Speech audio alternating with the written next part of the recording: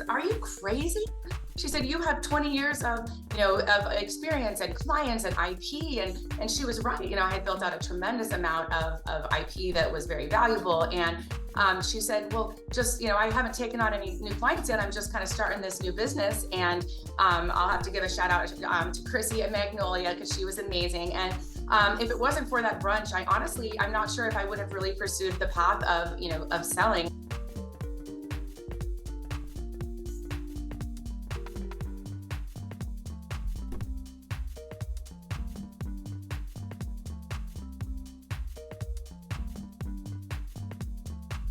Sarah, thank you so much for taking the time to chat with me today about growing your business and eventually exiting your business. First off, where did you grow up? Where are you from? I'm from Colorado. I grew up in a little town called Durango in Southwest Colorado, and lived there, and then went to college at the University of Denver before I moved out here to San Diego. Awesome. And what brought you to sunny San Diego? I actually moved out here in true entrepreneur style without knowing a single person. And it was a job opportunity. So it was my first job out of college. Actually only worked there for a little less than a year before I ended up starting my company. So I moved out here without knowing anyone, and was just loved the beach and loved the ocean, and ended up staying. I've always been starting things. I remember back when I was about 10 years old, I started the Sarah's and Errol talent show and recruited all the kids in the neighborhood and found a place at the rec center to do it. And actually, I think it was because I really just wanted to star in the talent show that I did that. But I've always been organizing. I've always been mobilizing communities. I've always been starting, entrepreneurial ventures. I actually, when I graduated from high school, I had the choice to go into communications and marketing or theater. So that was like my other passion. So I do think that now with my current position and opportunity, I'm doing a little bit of both, which is kind of fun. So I get the creative and artsy part, but as my dad would say, I've got plenty of drama and theatrics in my life as well. So when I first started my company, formed as a PR agency, we were faxing press releases out. Journalists would actually call you. It was such a dramatically different media landscape. So I had to quickly adapt over, the first few years as social media started to emerge, and this kind of trend of brands becoming publishers and companies. So rather than going out and pitching the media, they now wanted to own the audiences, and they wanted to produce more high quality content. So it was really an exercise of staying nimble. I think we started as a PR agency, and then it was, SEO PR, and then it was content marketing. And so formed and reformed and really shifted a lot, and kind of adapted over those early years as the media landscape shifted so dramatically.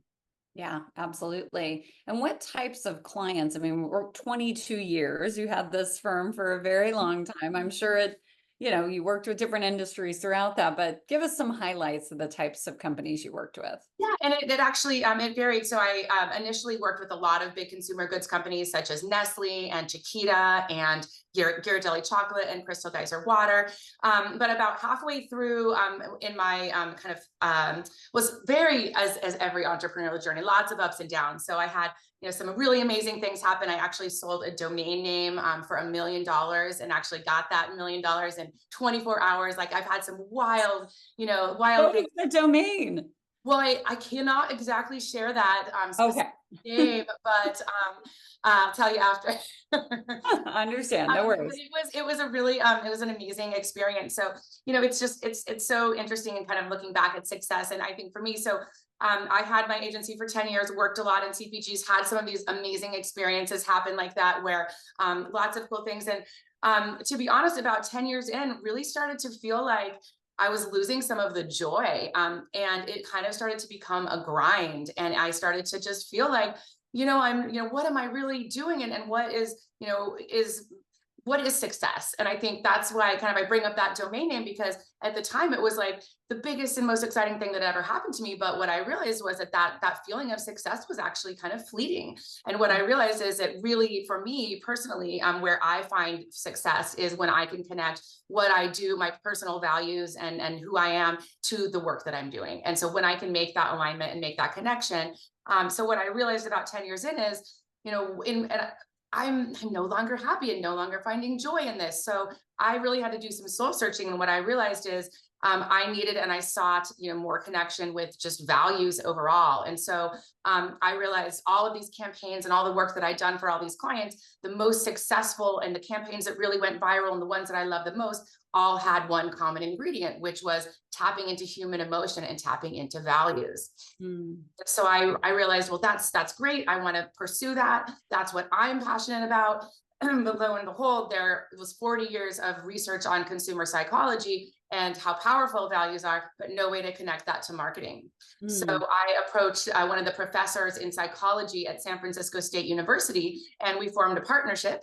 And they helped me to basically find a way of measuring and uncovering values. And I used those to craft more effective marketing campaigns. And that was actually the beginning of my transformation of my agency. And we became the world's first values marketing agency at that time. So it was quite a big pivot. And then from that point, my clients shifted, because then I really focused on the clients and the companies that I felt were, doing something that was meaningful, and really focused on building campaigns and programs that were doing something that I felt was, part of a greater good. Thank you for sharing that, Sarah, because I talk to so many entrepreneurs, and that 10-year mark oftentimes is that, like, what am I doing? Right? Time to reevaluate. So it sounds like, you really took stock, you stepped back, you figured out what you wanted, and then that, invigorated and pushed you through the next 12 years of the business. Exactly. Yeah. Wow. Where a lot of folks would have given up at that point and maybe tried to sell the business at that point. So that inflection point for you, that's interesting to hear, that then you retooled and kept moving. That's amazing. So want to get into just size of the business. How many employees did you have? Did that ebb and flow over 22 years? Yeah, it sure did. I mean, we're a multi-million-dollar business, at times up to 20 employees. And then, as kind of things shifted, I had my son, Elliot, who's 10 now. And that was, I think, the one time when I really kind of had to, and that was actually at that 10-year mark, interesting enough, was kind of a point where I was really taking stock of that. And that was a time where I really actually kind of took a step back, and I actually, in alignment with this transformation, I let a bunch of clients go. I let some employees go. I really retooled my business so that it was more conducive to the life that I wanted, and allowed me to have a little more balance, or a little more harmony, I think, with my son. And so I think for me, that was like a time where I kind of shifted. And so it did ebb and flow a bit, just kind of based on where I was at kind of in my personal journey. Yes. Nothing like bringing another human being into the world to allow you to step back and say, what's important in life? Yeah, well, it's a challenge. I got divorced actually when he was 1. So then here you are, single mom entrepreneur, with kind of a big job to do. So, there have been a lot of really, powerful lessons, and I think things that have driven me and kept me going, through this journey. So life is full of those, those moments, I think. So you sold the company in 2021. Lead us up to the decision to sell the business, and then let's get into the conversation of how that all came about. Sure. It was one of those things, it was a challenging time. So that was right around when COVID happened. And immediately, very quickly, I lost about 75% of my business. So it was kind of a very kind of scary time, I guess. And right around that time, one of my former clients actually came back into the picture, and that was Aptera Motors. And they were launching a new vehicle, an electric vehicle. And I had worked with them previously about 10 years before. And so they asked me if I would come on board. And it started as a small project. And very quickly, I realized there was just this huge kind of passionate community driving this product forth. And they actually asked me to become the CMO. So for about a year, I was working as their CMO, and also working as, the founder and CEO of Zenzi. And so that was a really kind of a tough time. I felt like I wasn't doing like an A+ job at either of those things. And while I was, still very excited about my agency, I was yearning, for to actually to dig in a little deeper. And I think to follow, more of my passion. And in this case, it was really tied to the environment, and it was really tied to, a movement and kind of something that I was passionate about for my son. And so then I ended up making the decision. It was almost kind of, well, what do I do now? Do I just, sunset it, or do I just, is it just time to say, do I sell it to my employees? What is the next step? And it was funny because I was having brunch with one of my girlfriends, and she had actually just started her new business as a, business kind of an exit advisor.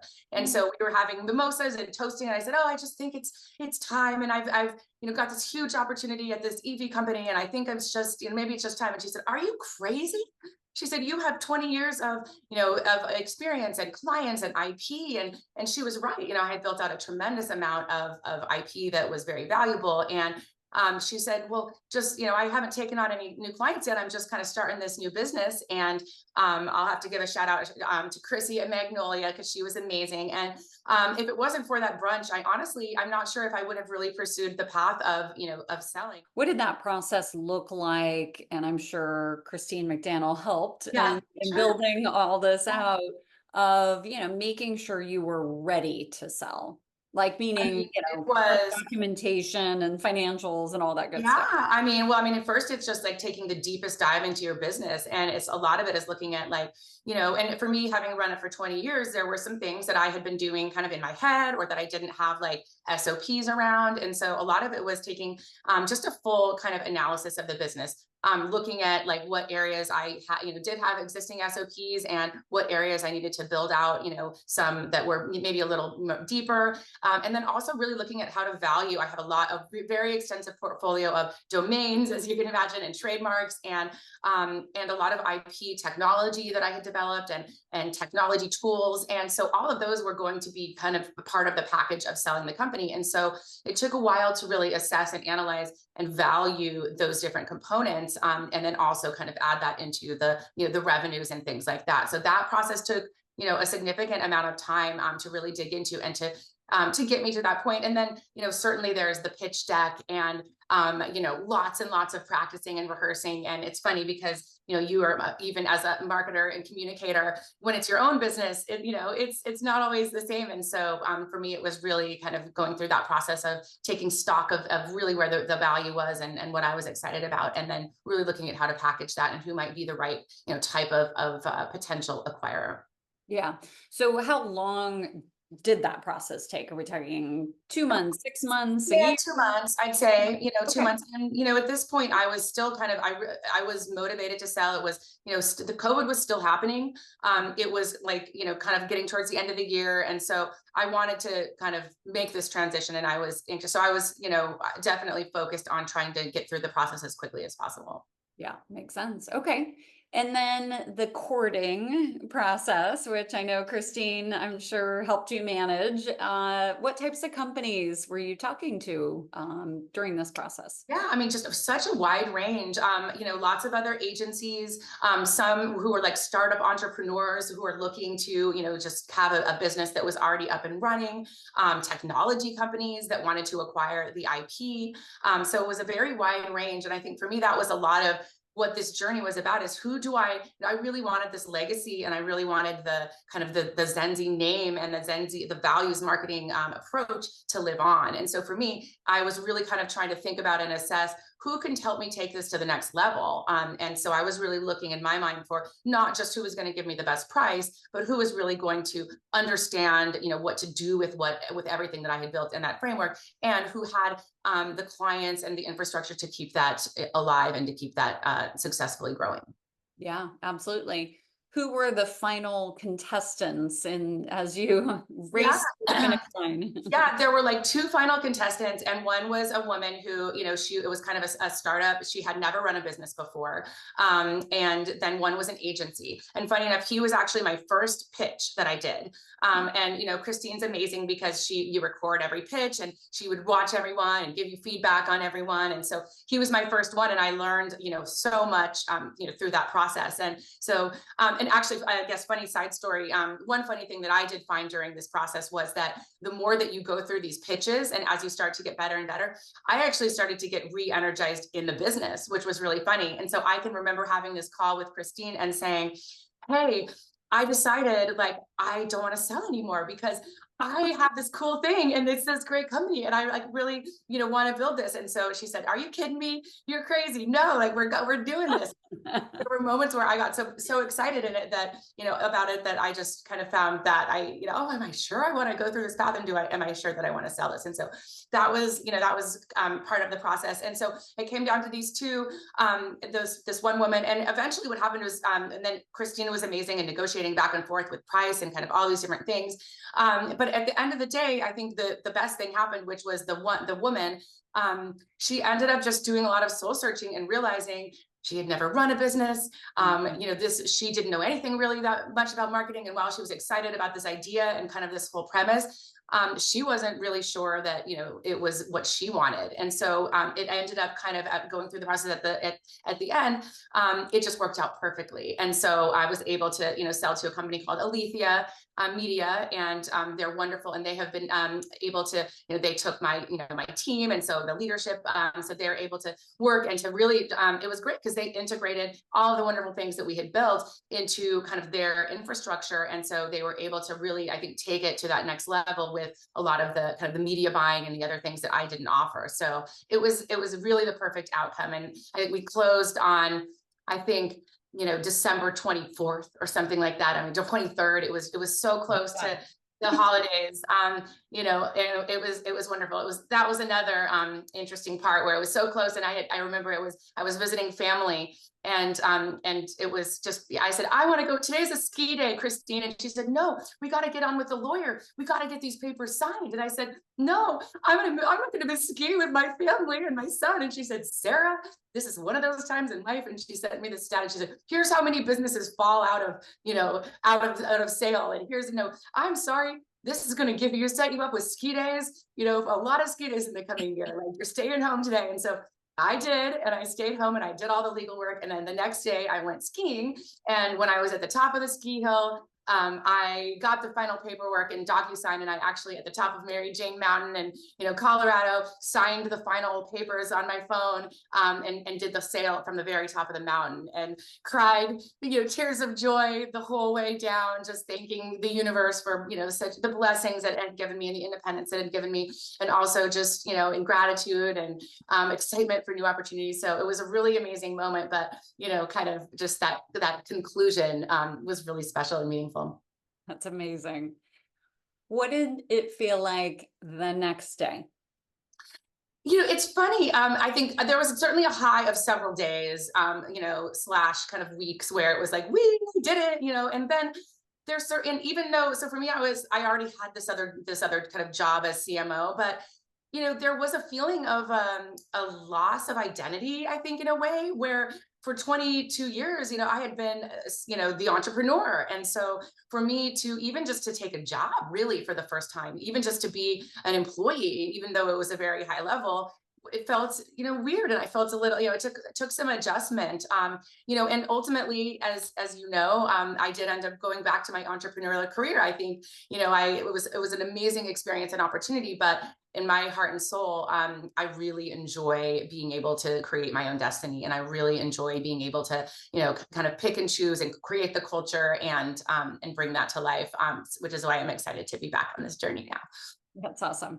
I can totally understand. I'm about 22 years into my entrepreneurial journey too. And like, for a hot minute, it's like, I don't have to make all the decisions, and I don't have to worry about payroll, and I get health insurance, and I know. It's alluring. It is. Yeah, it is. Until then, it's until it's not. Exactly.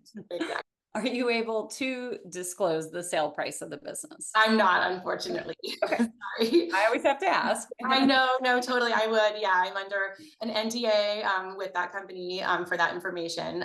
But it was definitely, I will say, more than I had expected. And it was, the timing was perfect. COVID continued to kind of actually escalate after that. And to be honest, I'm not sure if that the timing was perfect. Had I been 6 months or a year later, I'm not sure if I would have been able to get the sale price that I was able to get. So the timing was really, really, beneficial for me. Awesome. That's great. Okay. So let's talk about what you're doing now, your Yeah. next entrepreneurial I path. know. Well, it's exciting. And so my role as chief marketing officer of Aptera Motors, one of the things that I learned that I had never done before was equity crowdfunding. So there's lots of different types of crowdfunding. You kind of think of Kickstarter, that's rewards based, where you're producing a product and you actually you're raising funds from people, but then you're giving them a product in exchange. And equity crowdfunding is a little different, where you're actually giving shares in your company in exchange for investments. And it's kind of a new world. In the past, you weren't able to do that unless you were an accredited investor or a private equity firm. And so now the landscape has shifted dramatically, and companies can raise funds from passionate members of their community. So no longer are we kind of bound by who these investment banks or private equity firms think the companies they think are, should be coming to market. Now the people have the power to be able to bring products and services that they want to market. And so we were able to raise, we started off with just such a small goal to raise $200,000 for our first prototype at Aptera. And over 3 years, we were able to raise over $140 million for them, and raise, this is 19,000 investors and over 47,000 reservation holders. And we were able to build this very passionate community that really supported this company and helped to allow them to progress to production. So it was, I learned the hard way. It was interesting for me because I was almost on the other side, where coming from the agency side, here I was in-house. And so I kind of felt like, hey, no one's got my back. Everyone's here. They're all trying to make money off of me. And, there's no one, and it's such a new industry that there's really no one to talk to. There's no mastermind. There's no ecosystem for companies who are at that level and raising that type of crowdfunding. So I felt kind of alone. And so I learned a lot of lessons, did a lot of things right, made a lot of mistakes. And then, over those 3 years, we were successful in really building out a proven process to raise the funds and use targeted advertising and marketing to create predictable investments. So we ended up spending, I think, about 5% of what we brought in investments on advertising, which is great, in raising 140 million. And so kind of created that process and got them up and running, and still felt in my heart, kind of back to connecting the dots back to the beginning, that I was needing that purpose, and that I was missing that feeling of kind of making a difference and making a mark. And so left Aptera to start a company called The Crowd, and The Crowd is supporting startups and helping to guide them through this crowdfunding process, helping them to navigate kind of the ins and outs, but really focusing on companies who want to change the world. Focusing on companies who have a mission, who are purpose driven, who are making an impact, and really focusing in on those ones that I think will help to make the world a better place for my son. And so I've been working on a handful of clients, and building out some products, and I think hopefully creating some of the pieces that I was missing when I started in that role and going through that process. And it's been a lot of fun. It's been very exciting. That is so awesome. Are you developing your own platform? Are you using somebody else's platform? I asked, the only one I'm really familiar with is WeFunder. Yeah, so there's different things. There's platforms like WeFunder, or kind of I would say like a Start Engine, that are marketplaces where you can have your offering and your campaign there amongst many others. And then there's others like Issuance or Dealmaker, where you actually have it embedded in your website. And so it really depends on kind of the client and how sophisticated they are and what their needs are. But I really work with every different type of platform, and just helping the clients to figure out what makes the most sense, and just what kind of strategizing on the program behind to support the efforts. Awesome. Amazing. If folks want to learn more about that business, where's the best place to go online to find you? SarahHardwick.com is the best. Okay. Awesome. Fantastic. Well, Sarah, congratulations on selling your agency. I know Christine McDaniel quite well as well. She was part of Hera Hub for many years, and it's just been so fun to see her go through so many different amazing concepts and selling, I don't know, 8 businesses. I know. Yeah. It's just incredible. So the fact that she's an M&A advisor now is like the perfect thing for her. I've actually had her on Women Who Exit twice, Oh, one good. to tell her story of all the sales, and then one to give advice to others based on her current business. So just an incredible woman, and we're lucky to have her We in San are. Diego. She's Yeah. fantastic. I would not be here in this place in life without her. And I tell her that I should tell her more. Um, Yes. no, Yes. her support was invaluable to help me make that transition, and I'm so grateful. Yes. Awesome. Awesome. Well, thank you so much for your time. I really appreciate it. Thank you. Thank you. I appreciate the opportunity.